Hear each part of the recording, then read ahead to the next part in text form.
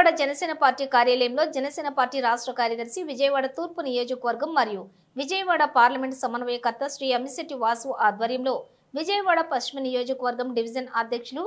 నగర కమిటీ సభ్యుల, ధార్మిక మండలి సభ్యులు ఆత్మీయ సమావేశం ఏర్పాటు చేయడం జరిగింది. ఈ సందర్భంగా శ్రీ అమ్మిశెట్టి వాసు మాట్లాడుతూ, పశ్చిమ నియోజకవర్గంలో మొదటి నుంచి పార్టీ కోసం కష్టపడిన నాయకులకు, కార్యకర్తలకు ఎంఎస్ఎంఈ లోన్స్ దరఖాస్తు చేసుకుని వాటిని ఏ విధంగా సద్వినియోగం చేసుకోవాలో, టిడ్కో కార్పొరేషన్ ద్వారా ఇళ్లను ఏ విధంగా దరఖాస్తు చేసుకోవాలో, డివిజన్ సమస్యల మీద ప్రజలకు ఏ విధంగా తోడ్పాటును అందించాలో పలు విషయాల మీద నాయకులకు, అధ్యక్షులకు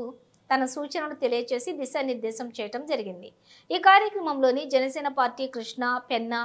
కోఆర్డినేటర్ శ్రీమతి మల్లేపు విజయలక్ష్మి, జనసేన పార్టీ విజయవాడ నగర కార్పొరేటర్లు మహాదేవ్, అప్పాజీ, పెదబాబు,